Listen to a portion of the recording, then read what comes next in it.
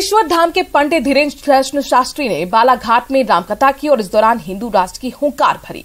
विरोधियों को जवाब भी दिया, देखिए। वरना वनवासी आदिवासी लोग विचलित हो जाएंगे। हमें उल्टा लग रहा कि उनकी अब ठटरी बढ़ गई। तो लीजिए, फिर बंध गई ठटरी।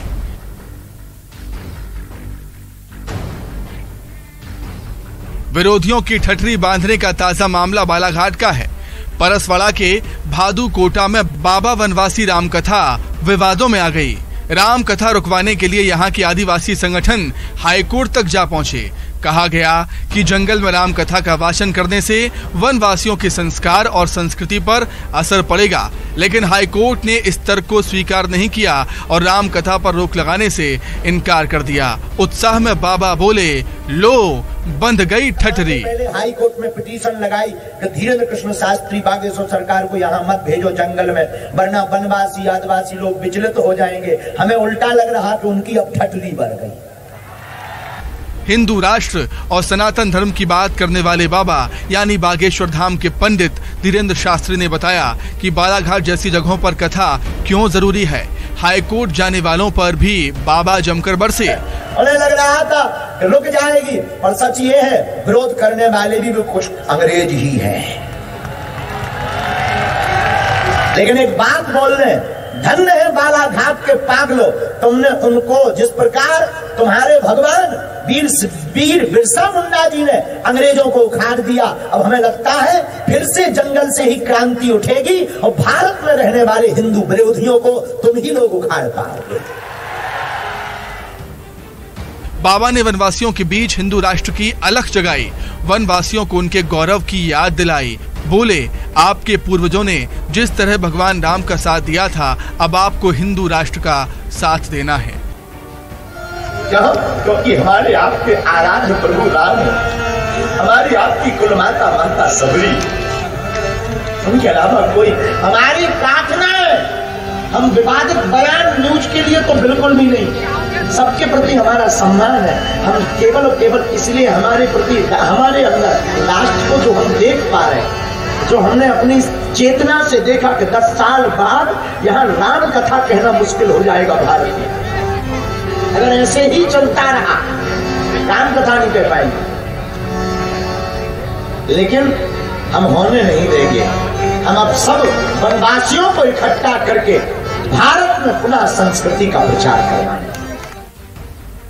भक्तों के साथ बाबा के विरोधी भी कम नहीं हैं। ऐसे कई लोग हैं जिन्हें बाबा की हिंदू राष्ट्र की हुंकार पर एतराज है। इमाम एसोसिएशन के अध्यक्ष मौलाना मोहम्मद साजिद रशीद ने बाबा की तुलना सिमी और पीएफआई से कर दी और कहा कि इन पर इस्लामिक स्टेट के लिए मूवमेंट चलाने के लिए बैन लगा है। हिंदू राष्ट्र की मांग करने वाले पंडित धीरेन्द्र शास्त्री पर भी बैन लगना चाहिए। इस बयान पर पलटवार करते हुए धीरेन्द्र शास्त्री ने कहा कि हिंदू राष्ट्र की बात हिंदुस्तान में होगी ही और हिंदू राष्ट्र का मतलब जातिवाद मिटाना है।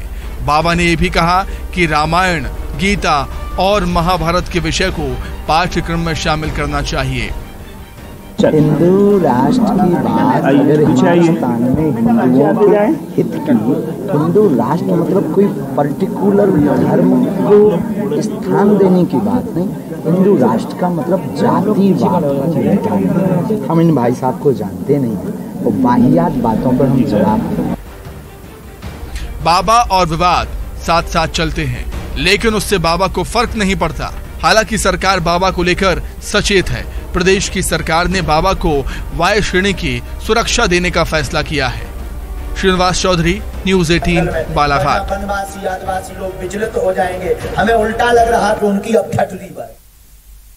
और आज उत्तराखंड के लिए खास दिन। दरअसल पीएम मोदी ने आज देहरादून से दिल्ली के बीच पहली वंदे भारत एक्सप्रेस ट्रेन का उद्घाटन किया है। पीएम मोदी ने वीडियो कॉन्फ्रेंसिंग के जरिए इस कार्यक्रम में हिस्सा लिया और साथ ही पीएम मोदी ने उत्तराखंड के लोगों को वंदे भारत एक्सप्रेस के लिए बधाई भी दी। कहा ये ट्रेन देश की राजधानी को देवभूमि से और तेज गति से जोड़ेगी। उन्होंने कहा कि वंदे भारत से दिल्ली देहरादून के बीच रेल सफर में अब समय भी कम हो जाएगा। ये इस देवभूमि की पहचान को संरक्षित करने के लिए भी अहम है और मेरा तो विश्वास है कि ये देवभूमि आने वाले समय में पूरे विश्व की आध्यात्मिक चेतना के आकर्षण का केंद्र बनेगी।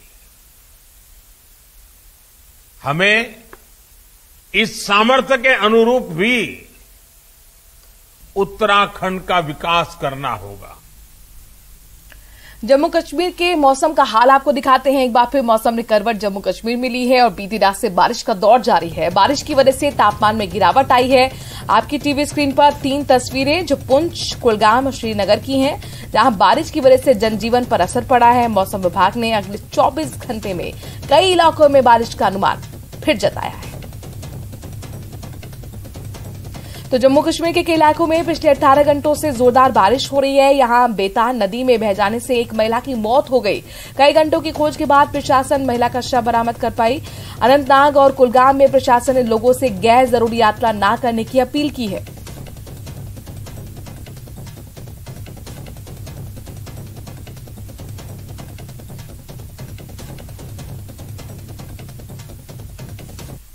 हिमाचल में भी मौसम बदला है। कांगड़ा के कई हिस्सों में बीती रात से लगातार चक्रवाती तूफान से लोगों की परेशानी बढ़ गई है। इस दौरान तेज आंधी, कड़कड़ाती आसमानी बिजली और तेज बारिश ने राहगीरों की मुश्किलें बढ़ा दी। तेज आंधी में सड़कों पर कई विशालकाय पेड़ गिर गए। कई जगहों पर रात भर बिजली गुल हो गई। मौसम विभाग ने पूरे हिमाचल में कई जगह बारिश और तेज हवाओं के लिए येलो अलर्ट जारी कर रखा है।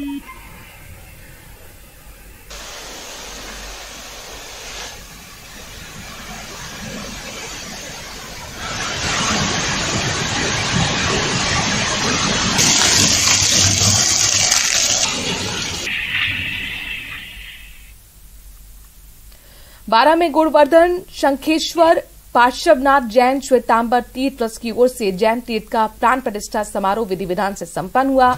आज सुबह शुभ मुहूर्त पर मंदिर में भगवान पार्श्वनाथ समेत करीब 40 अन्य देवी देवताओं की गादी प्रतिष्ठा की गई। शंखनाद के साथ ही मंदिर शिखरों पर ध्वज पताकाएं लहराई गई, जिसके साथ ही यहां देश भर से आए श्रद्धालु खुशी से नाचने लगे। इस दौरान लगातार हेलीकॉप्टर से मंदिर शिखर पर पुष्प वर्षा की गई। तो प्रतिष्ठा के बाद यहां भगवान पार्श्वनाथ की महाआरती भी हुई। ये जहां पर तीर्थ का निर्माण हुआ है बाना जिले के ग्राम बमुलिया में, इससे 200 किलोमीटर की परिधि में कोई श्वेतांबर जैन समाज का कोई तीर्थ नहीं था। इसी जो समय शिखर जी विहार करने के लिए जो आचार्य भगवान साधु साध्वी जी जाते हैं, उनका शॉर्ट रूट ये पड़ता है, तो उनको काफ़ी परेशानी आती थी। तो उसको मद्देनजर रखते हुए यहाँ ये तीर्थ का निर्णय लिया और ये सपना पूरा होने जा रहा है। 17 तारीख से इसका अंजनशाला प्राण प्रतिष्ठा महोत्सव चल रहा है और ये अपने आप में हमारे लिए बहुत ही गौरव का विषय है।